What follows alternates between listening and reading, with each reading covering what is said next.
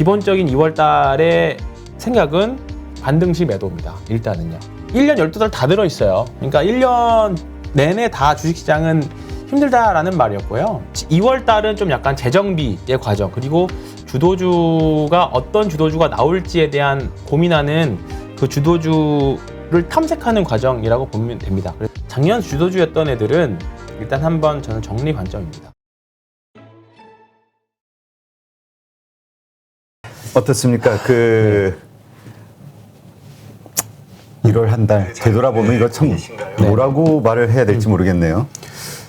뭐 1월 한 달 어려웠죠. 네, 어려웠고 개인적으로도 어려웠고 뭐 고객님들 계좌도 어려웠고 뭐 이래저래 코로나 시국으로도 또 어려웠고 굉장히 좀 유례없는 한 달을 보냈습니다. 한 달을 보냈고 제가 그동안 주식 해왔던 시기와는 전혀 다른 1월 한 달을 보냈고, 이게 문제가 뭐냐면 다 처음 겪는 거라서 힘든 것 같아요. 그러니까 이게 네, 다 처음 겪는 거라서 뭐 우리 코로나도 처음 겪는 거였지만, 그리고 우리가 최근에 나왔던 경기 지표라던가 그 다음에 금리 인상의 스타일이라던가 이런 부분들이 기존의 이코노미스트들, 애널리스트 분들이 경험했던 거와는 또 다른 거다 보니까 모든 것들이 다 전망치들이 다 틀렸고 대응하기 좀 바빴던 한 달이 되었던 거죠. 예.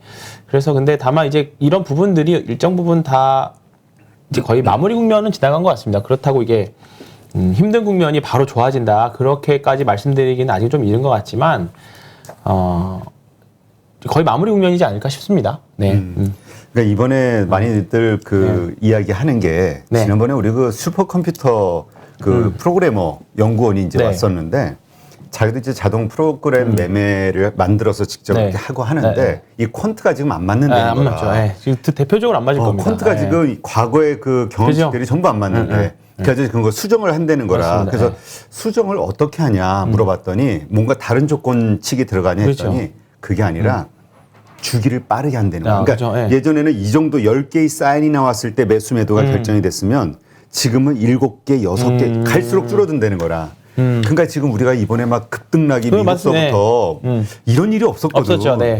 하루에 막 6%가 빠졌다가 그렇죠. 막 네. 동시에 막 2% 상승 이런 게 그게 비단 우리나라뿐만 아니라 미국은 더 하거든요. 그렇죠. 네, 미국은 더 하다 보니까 계속 이 정도면 합리적으로 매수가 들어올 것 같았는데 안 들어오고, 이게 우리 양 꼬리들이, 표준 정기분포의 꼬리들이 더 길어졌어요. 그렇다 보니까 지금 특히나 말씀하셨던 대로 퀀트 투자라던가 시스템 트레이딩 하셨던 분들은 굉장히 좀 어려웠을 겁니다. 예, 그리고 그렇다 보니까 이제 그런 손절매들도 굉장히 조금 빨리빨리 나왔겠죠. 그래서 아마 1월 달 한 달은 뭐 기술적 투자를 하시든 퀀트를 하시든 뭐 기본적 투자를 하시든지 간에 매우 힘든 한 달이었다. 이례적으로 힘든 한 달이었다. 제가 이거 시작하기 전에 이걸 하나 보여드리고 싶은데요. 이거 마크 트웨인이라고 하는 소설가 아시죠? 네. 네, 그분이 대표적으로, 그분도 주식 투자자였는데 이런 말을 하셨죠. 이거 아시는 분 있을 겁니다. 10월은 특히 위험한 달 중 하나이다. 다른 위험한 달로는 7월, 1월, 9월, 4월, 11월, 5월, 3월, 6월, 12월, 8월, 그리고 2월이 있다. 이 10월에다가 1월로 넣어도 전혀 상관없습니다. 상관없고, 그러니까 이거 보시면 1년 12달 다 들어있어요. 그러니까 1년 내내 다 주식시장은 힘들다라는 말이었고요. 특히나 이번 달은 솔직히 좀 많이 힘들었고, 그렇죠. 예상했던 것보다도 더 힘들었고, 그렇습니다. 저도 사실 1월 효과를 기대하면서 연초에 한 1, 2주 때까지는 좀 재미가 갈까 말까 고민했지만, 통계적으로 1월 달에 가장 좋은 시점 3주나 4주 정도까지 해서 좋을 걸로 예상했는데, 1월 달에 이벤트들이 사실 좀 많았잖아요. 금리 인상 이슈도 나왔었고, 그 다음 QT 이슈도 나왔고, 그 다음에 국내 특유의 LG 에너지 솔루션 상장하면서 이런 부분들이 또 시장 수급을 더 교란하는 그런 부분들이 있었기 때문에 이런 부분들이 조금 이제 마무리되는 국면이 2월달, 3월달 가지 않을까 싶습니다. 그래서 지금 너무 걱정하실 필요는 없다. 일단 이렇게 생각을 하고요. 1년 전에도 이랬었어요. 이거 지수 잠깐 볼까요? 1년 전에도 보시면 볼게요. 여기거든요. 여기. 여기입니다. 여기 2021년 1월 요때도 장기금리 역전현상 나오면서 요때도 매일 밀렸었고요. 코스닥도 보면 여기입니다. 여기 이 정도.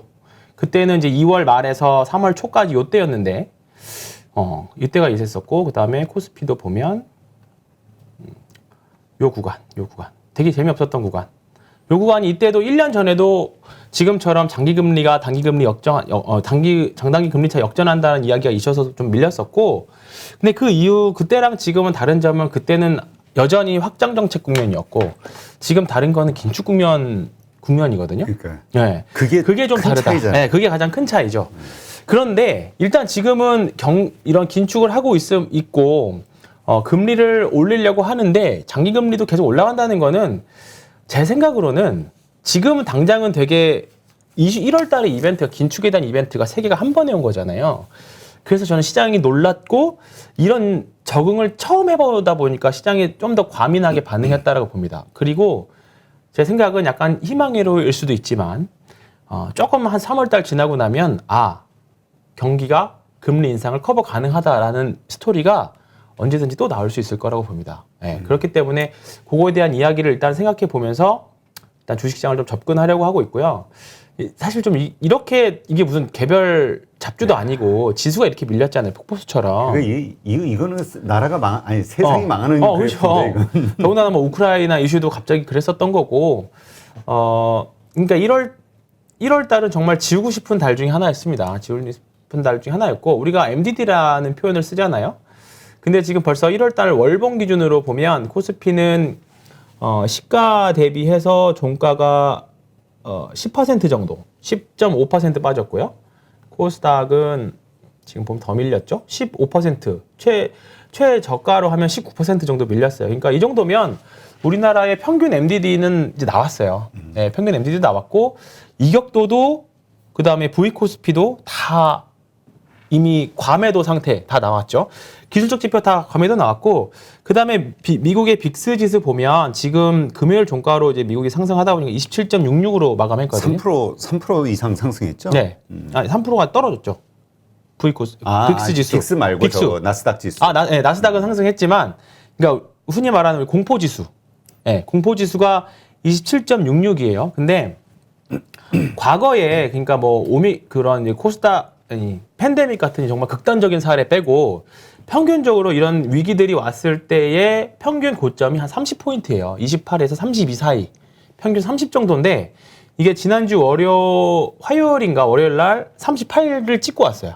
38을 찍고 좀 내려와서 지금 27이거든요. 그러니까 미국 시장도 어느 정도 과매도 사인해서 이제 턴하는 국면이라고 봅니다. 그리고 어쨌든 이제 FOMC라는 게 한번 지나갔고 1월 FOMC가 지나갔고 이후에 시장이 적응하는 과정이 들어갔다라고 봅니다. 그래서 2월 달은 좀 약간 재정비의 과정, 그리고 어떤 주도주가 나올지에 대한 고민하는 그 주도주를 탐색하는 과정이라고 보면 됩니다. 그래서 이 구간에서는 조금 지금은 매도 실익은 진짜 전혀 없는 구간이라고 보고요. 네. 오히려 이번에 LG 에너지 솔루션이 상장을 하면서 사실 코스피의 밸류에이션은 조금 더 낮아졌어요. 오히려 우리가 흔히 말하는 일상적으로 저점이라고 볼 수 있는 PR 10배가 한 2,700대에서 2,600 한 20 정도. 그러니까 이번 주 저점이었죠. 코스피 지수로 보면 이때 저점이 저가는 5,910이었고 2,600 언저리였거든요. 2,600 언저리. PR 10배가. 그러니까 여기 정도가 한번 장중에는 찍었지만 여기 이때일 겁니다. 이제. 예, 저가가 2,614.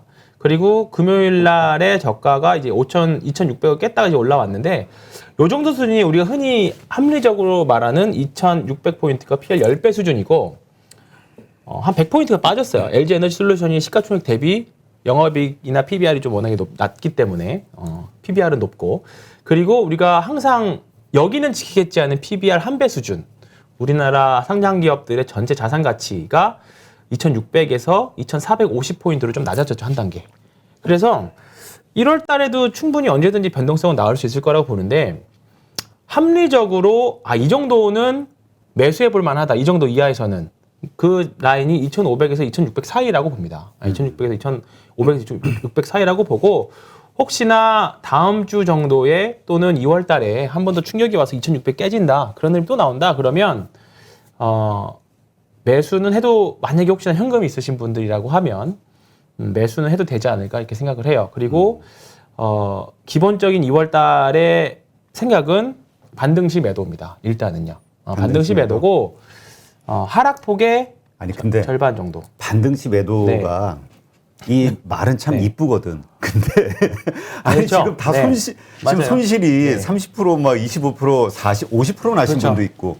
근데 반등해가지고 해서 5%, 7% 많이 올랐다 쳐도 이게 애매한 거야. 왜냐면 난 마이너스 반등이 됐어도 마이너스 30, 40이니까 어떻게 해야 돼요? 그래도 반등 매도해야 돼요 일단. 대부분 지금 계좌 손실이 뭐 종목별로 많이 떨어진 종목도 엄청 많이 떨어졌지만 계좌 전체 계좌가 20에서 30% 정도가 빠졌다라고 하면 대부분 작년 주도주들을 가지고 계실 겁니다. 그렇죠. 메타버스 관련된 대부분 가지고 계실 거고 그 다음에 만약에 종목 교체를 해서 반도체나 뭐 다른 섹터들을 좀 가지고 있었다라고 하면 계좌 손실이 그거보다는 좀 덜 하시긴 할 거예요. 카메라나 뭐 파운드리나 이쪽 가지고 계신다고 하면 좀 덜 할 건데 일단은 반등하게 되면 지금은 모든 종목들이 다 많이 밀려 있는 상태죠. 많이 밀려 있는 상태니까 지금 구간에서는 충분히 이제 반등이 나오면 모든 종목들이 다 반등할 거예요. 그럼 거기서는 작년에 많이 올랐던 종목들 위주로 이따가 이제 종목 이야기할 때 말씀드리긴 하겠지만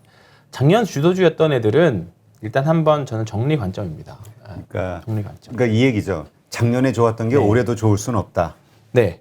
그거는 그러니까 이번에 2차 전지를 보면서 뭐 이유가 뭐 명분들이 많이 있었지만 하락에 대한 이유가 명백하게 있긴 했었지만 저는 또 주도주의 생로병사 흐름대로 또 흘러간 것 같아요. 결국 결과론적으로 이게 됐지만, 그러니까 항상 생각하는 게 두 가지. 그러니까 항상 고점을 고민을 해볼 때 항상 두 가지 정도거든요.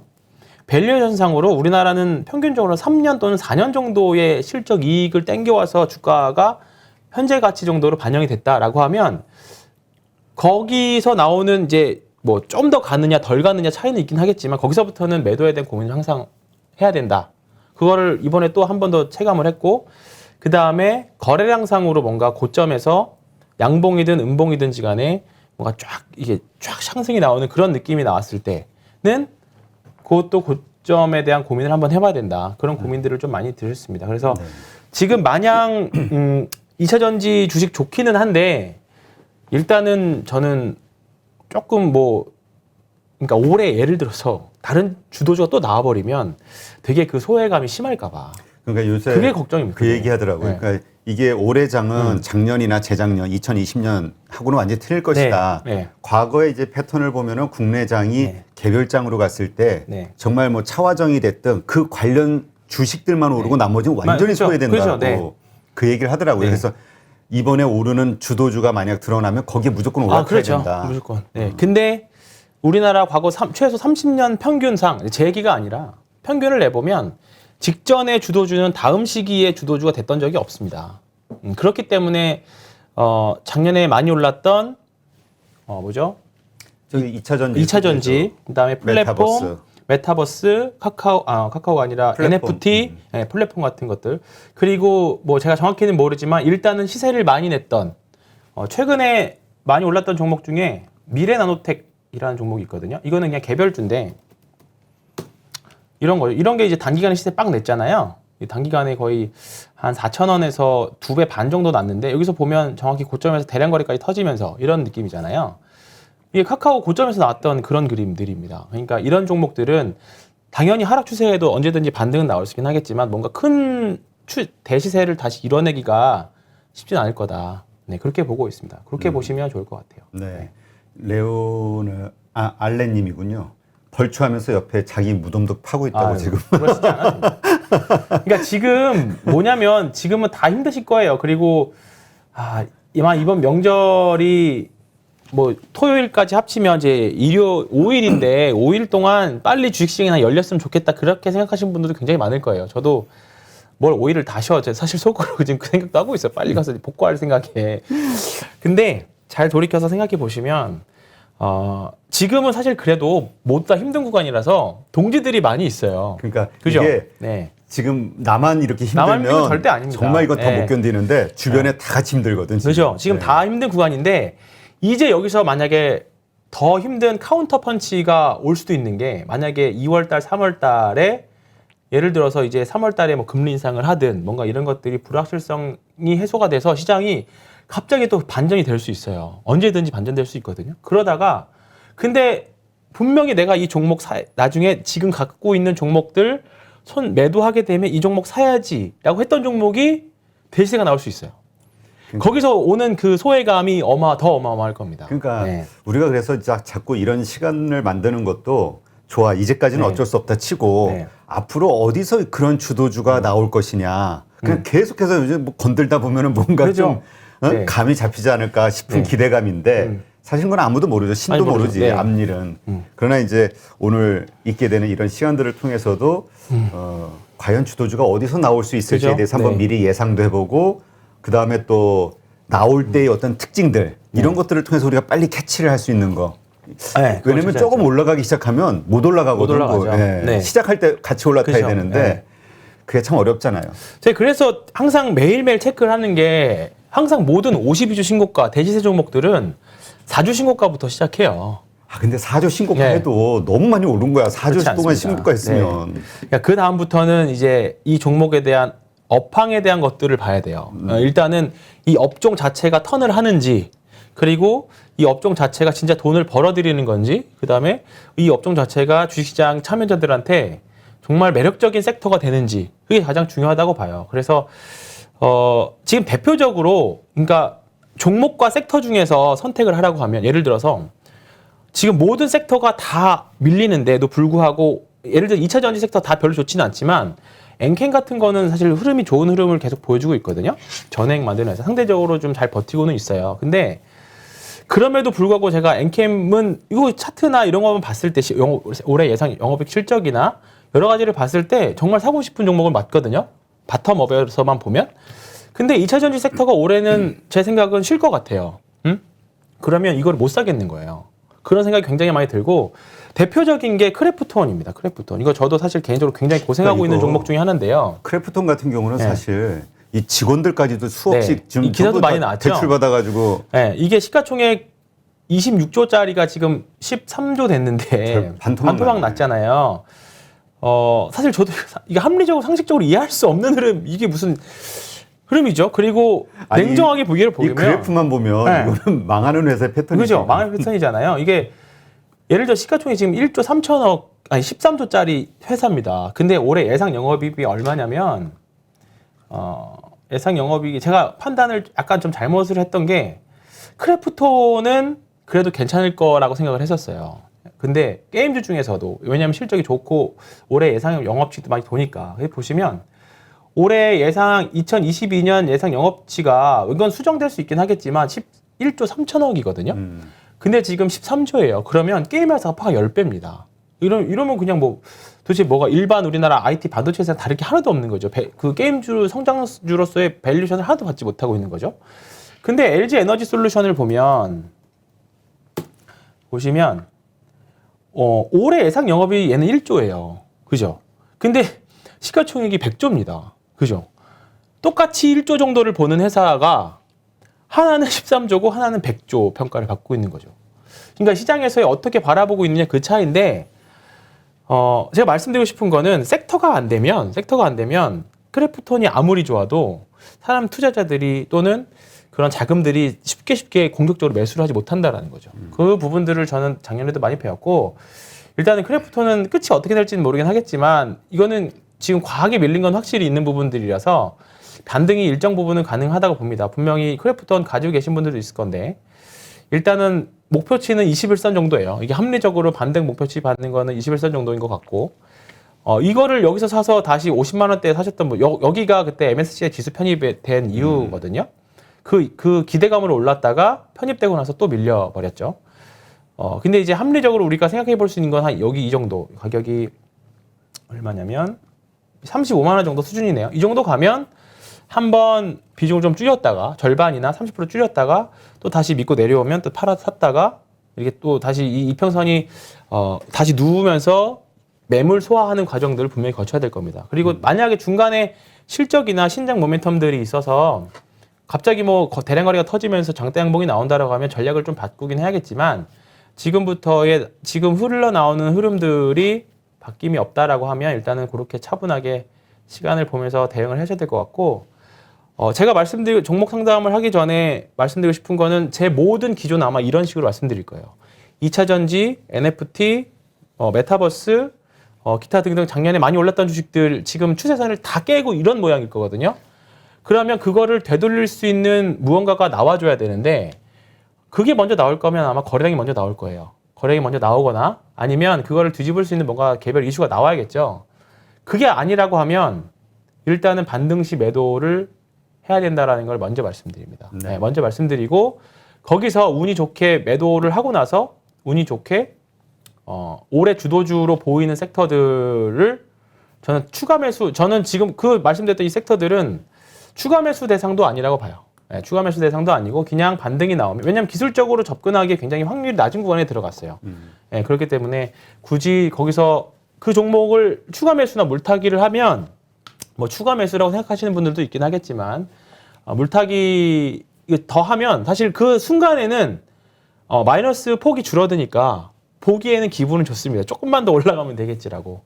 근데 그게 본전까지 가려면 굉장히 오랜 시간이 되고 리스크를 더 많이 지고 있는 하락 추세인 종목에다가 리스크를 더 크게 태우는 거거든요. 그렇기 때문에 그런 것보다 지금 이미 추세선 살아있는 섹터들로 일단은 새로운 종목으로 접근을 하시는 게 종목이 많아지면 그 종목을 떼다가 다른 계좌로 옮겨 놓으시는 것도 방법이라고 봐요. 그래서 그렇게 대응하시는 게 일단은 오늘 말씀드리기 전에 기본 섹터로 일단은 말씀드립니다.